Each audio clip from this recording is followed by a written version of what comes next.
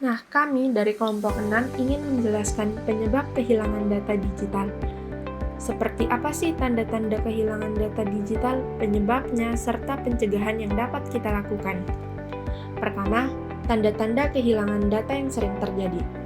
Karena yang pertama, tidak mampu mengakses data dari sistem atau cadangan komputer yang sebelumnya berfungsi. Kedua, penghapusan file tanpa disengaja atau penimpaan struktur kontrol data. Yang ketiga, file rusak atau tidak dapat diakses karena operasi perangkat yang abnormal atau kerusakan. Nah, di antara penyebab lain, kehilangan data dapat dikaitkan dengan kesalahan sistem atau manusia, kondisi lingkungan yang merugikan, dan kegagalan perangkat.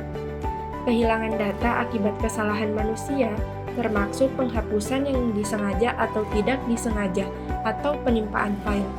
Kerusakan karena virus, bug perangkat lunak, sistem operasi atau aplikasi, atau kegagalan dalam pemuktahiran juga dapat menyebabkan kehilangan data. Dan yang terakhir yaitu penyebab fisik umum pada kehilangan data, termaksud hilangnya daya atau lonjakan listrik terlalu panas, pengosongan elektrostatik, dan segala jenis kerusakan fisik pada perangkat atau media penyimpanan. Dan bagaimana sih pencegahan yang dapat kita lakukan untuk mencegah kehilangan data?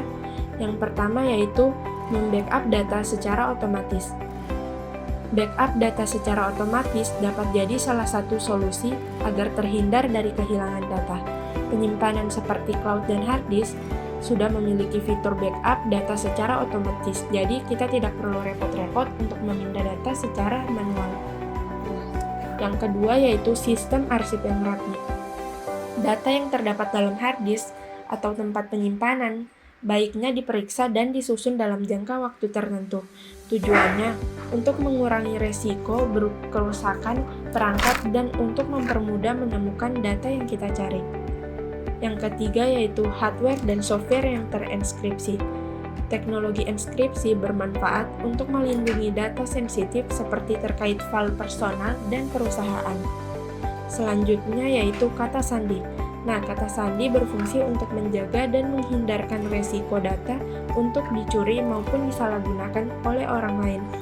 Dan yang terakhir yaitu kita harus mengikuti aturan seperti yang telah kita lakukan sebelumnya untuk membackup data, karena sangat beresiko untuk menyimpan data pada suatu perangkat tunggal, misalnya hanya di laptop saja. Jika terjadi kerusakan pada laptop, maka kita akan sulit untuk mengembalikan data yang hilang dalam perangkat tersebut.